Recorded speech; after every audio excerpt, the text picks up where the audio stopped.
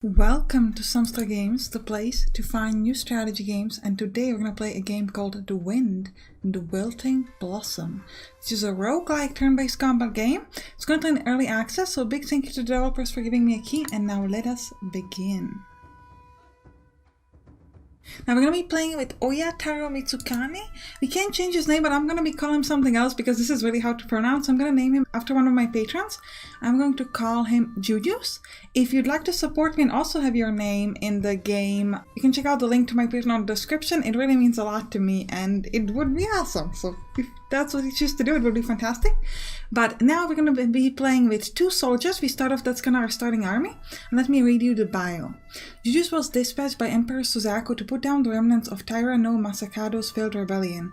He's depicted alongside a companion in the famous ukiyo e-print by Utagawa Kuniyoshi, Takayasha the Witch and the Skeleton Spectre. Now the world is randomly generated, which I think is quite cool. So we'll see what we'll face in this world. The world is ravaged by monsters. Takayasha the Witch, daughter of the traitor Taira no Masakado, had used her dark sorcery to rekindle her father's failed rebellion of 20 years ago.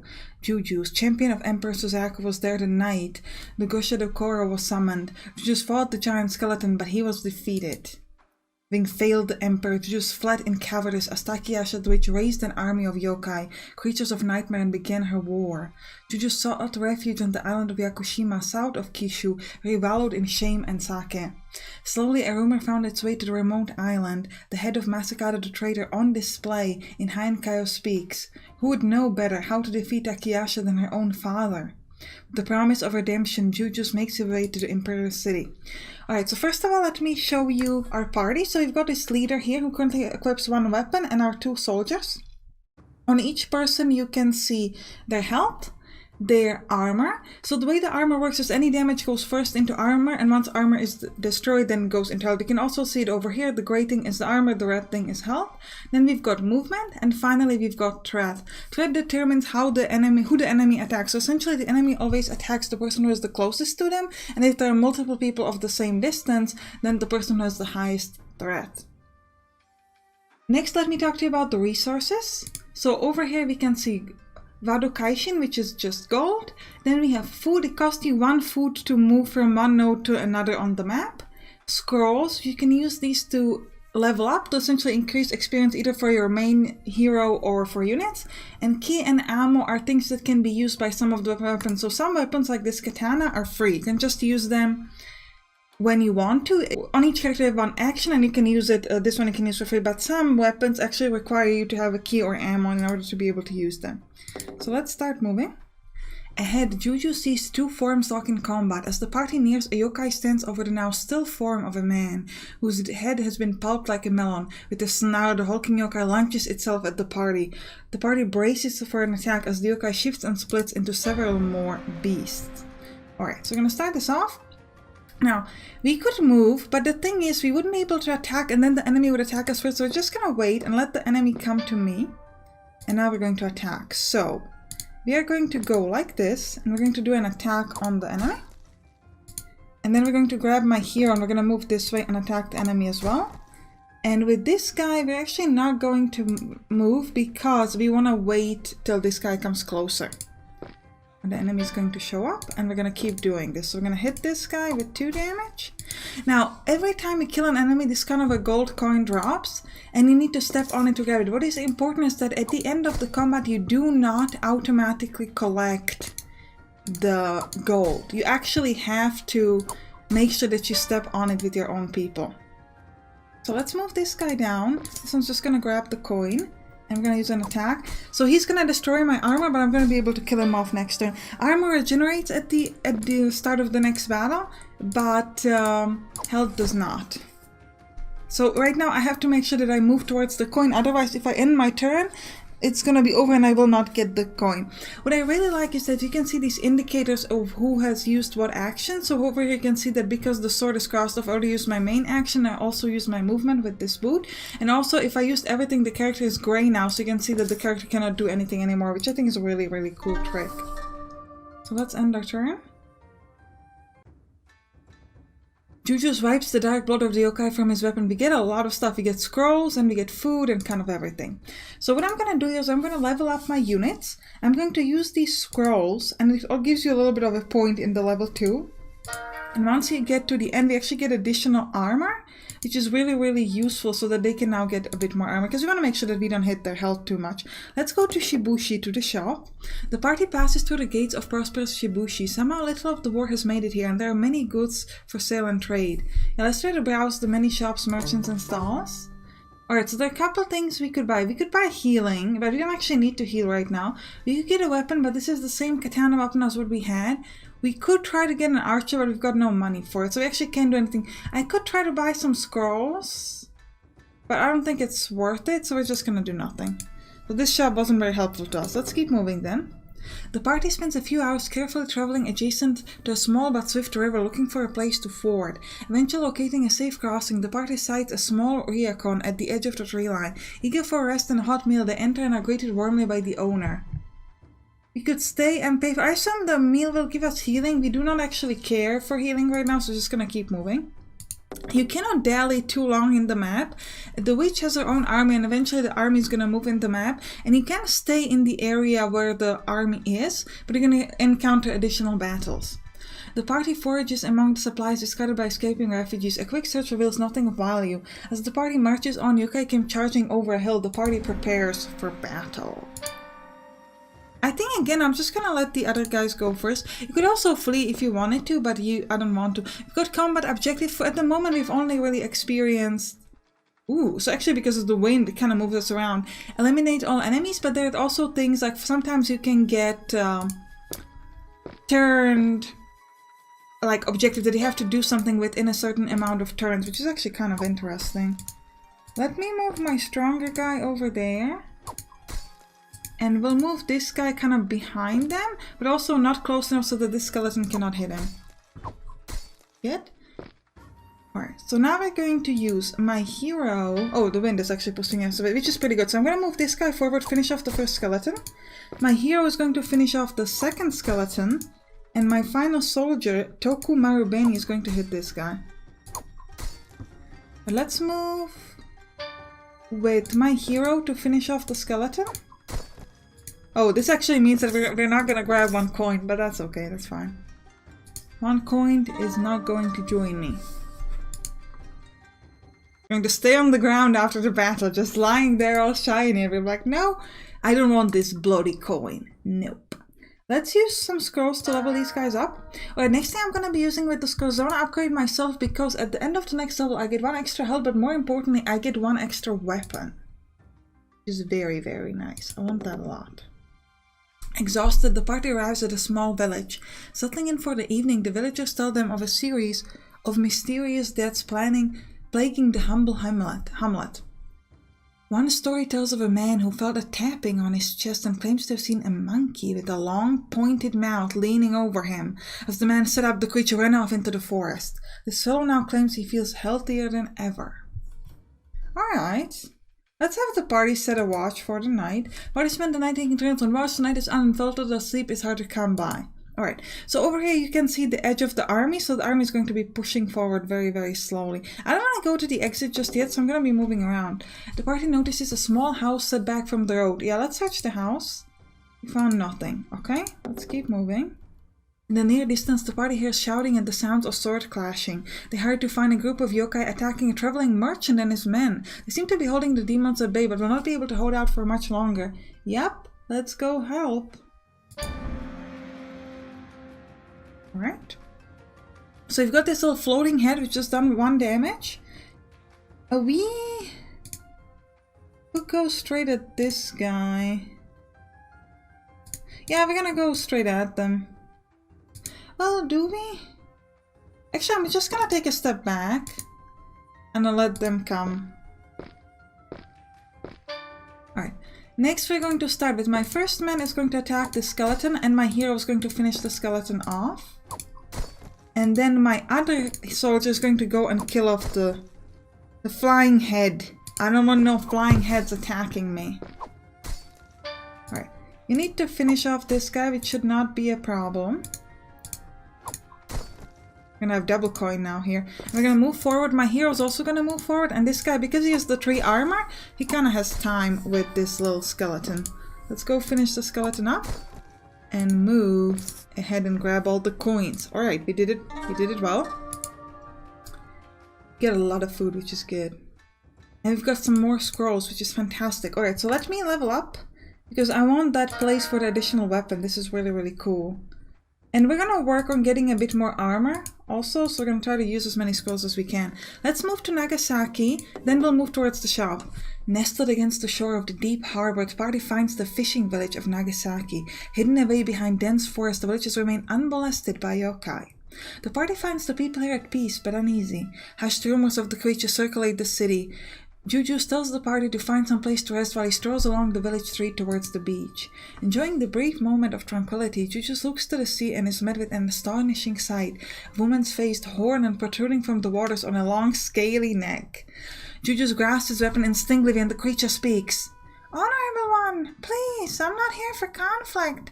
I serve the venerable Lord Rion as an emissary. It is his wish to present to you a small token in the hope that it might aid your quest to slay Takiyasha. Will you accept? Sure, of course we'll take gifts from random women who come out of water. How do we even think that I wouldn't take it? Of course. Give me a gift. I accept the gift from the Sea Dragon King. Jujus bows deeply and tells the creature to be a great honor to receive such a gift. The Jinjahame nods her head in return and slitters to shore, her long serpentine body much larger than Jujus expected. Approaching, she kneels as best she can and presents Ryojin's gift. Opening a giant clamshell, Jujus finds a gleaming jewel tucked inside. Thank you so much. Jujus bows to the Jinjahame and takes the gift from her, proffering deep thanks. Jujus vows to succeed in his quest to slay Takiyasha in the name of his own honor and for the honor of the Sea Dragon King. Let's see what we got. Did you give me, lady? Party members gain +1 range to all range attacks and combats. That's really good, except we don't have any range, guys. But as soon as we get them, it's going to be fantastic. Let's move up so we can get towards the shop soon. The party approaches a damaged cart. Bodies of both humans and Oni scattered by. After sifting through the remains, the party scavenges a few supplies. Let's go to the shop. The party enters the Zaifu. There's no shortage of shops, but the only products on offer seem to be food stuff. Let's browse. Really nothing? Well, we could actually buy scrolls for a fairly cheap price. Oh, can I not buy that? Oh, they don't have any. Okay, we can only buy food, which I do not care for. Alright, let's move. We need to move towards the exit. As the party pushes through a dense forest, Koto Kuduma hears the cries of someone pleading for mercy. No, please don't kill me. Help, please help. The party approaches the trail and sees a bound man surrounded by yokai. The yokai do not see yet the party. Jujus has a choice to make. Alright, let's go free some guy. I'm gonna help you. Knowing that the chance for an ambush is slim, the party charges forward, roaring. One of the yokai loses an arrow before the party reaches them. We lost 1 health. That's unfortunate because healing is really difficult in this game. And on a soldier, at least give it to me on my hero. Come on. Alright, so we've got 6 turns to rescue that guy. So we're actually gonna run forward this time around. We're not gonna bother with like waiting it out. We gotta go. You need to end up on the same hex as the person you're trying to save within time. I don't know if I'll actually make it in time. It seems easy, but it's actually quite difficult because you have a lot of skeleton that you have to kind of push through. Yeah, like if I move forward, which I'm gonna do, I can't actually keep attacking because they're kind of in the way. So we're gonna attack with this guy, and then we're gonna take a step back. We'll move with the other guy forward, attack, and then I'll grab my hero and move ahead and attack this thing. We need to be on the same hex as the soldier. We should be able to do it. I have kind of faith in myself. You need to hit this thing. Then the hero can finish off the thing so that my other soldier can move towards this position and attack the final skeleton. You need to move closer. Yeah, you know what, we're gonna abandon the coin and just go straight for the guy. I wanna save him. Nice. Will you join my party after I saved you, man? Jujus frees the captive, stammering his thanks, he heads into the trees. Apparently not, okay. Alright, let's first level up. I mean, I've got 6 armor, which is really, really good. Next thing we gotta focus on is, I think, these soldiers. We're gonna make sure that they get a lot of health. As the party winds through Chikobu, they discover a group of refugees who plead with Jujus to provide them with letters of safe conduct to enter Heian-kyo. Jujus responds with confusion, "What is all this about a letter? Since when does one need permission to enter the imperial city?" The despondent refugee replies, "Don't you know, with war ravaging the countryside, no one may enter the city without imperial order." Jujus is at loss. Apologizing to the refugee, he muses aloud, "Well, if I recall correctly, there's a cleric nearby who once worked for Emperor Suzaku. Perhaps this cleric could assist in our journey to Heian-kyo?" Maybe he will. Let's try to find him. So we gotta move to this with the story. We're gonna try to move to the bottom. The party pushes through a dense forest and comes upon a small wooden shack hidden among the trees. They enter and are surprised to discover a bustling izakaya. A particularly drunk man catches sight of Jujus and insists he sit down for a sake. No, I'm not gonna stay down with you. Ooh. Chikogu region is now fully revealed. The party encounters an old man toting a large writing implement, scrolls, and walking stick. Mumbling to himself, he nearly runs into the road. I forgot to make tea before this journey. Jujus inquires about his work and the man explains he's a cartographer. He seeks to map the entire country. He shares his map of Chikogu with the party before returning to his work. Here, take it. I have to go home anyway. The party thanks the man and continues with the map. Let's go to Hiroshima. The party arrives to find Hiroshima overrun with yokai. The party slips through the ruined streets, cutting down the occasional creature. Desperate to find some place to hide, Jujus looks across the bay, lights dim and flickering. Itsukushima Shrine, perhaps the only refugee this place has to offer.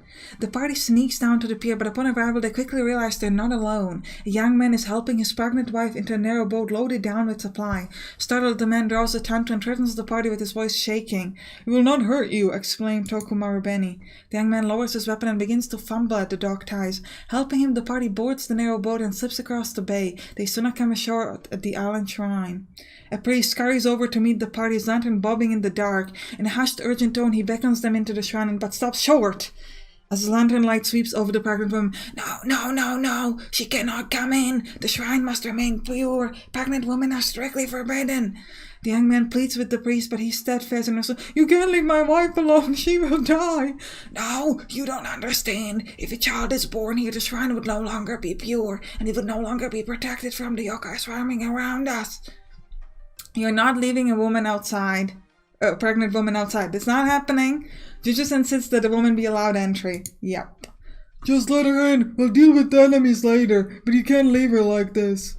Jujus places a firm hand on the priest's shoulder and insists that the woman be granted refuge. "Besides, if any yokai do manage to make their way inside," he says, placing a hand on his weapon, "I'll be sure to deal with them." With a pained look, the priest yields and allows everyone inside. Among the small crowd of people gathered in the safety of the shrine, Jujus spots a warrior sipping sake. The man smiles at Jujus and nods in approval. Meanwhile, the rest of the party has helped unload the boat and are getting the young man and his wife settled. Let's talk to the warrior. The warrior greets Jujus warmly. They make polite conversation and swap war stories while sharing the jug of sake. When Jujus tells him of the party's intent to find the Witch Queen, the warrior rises to his feet and bows with surprising formality. "It would be an honor to join your quest," he declares.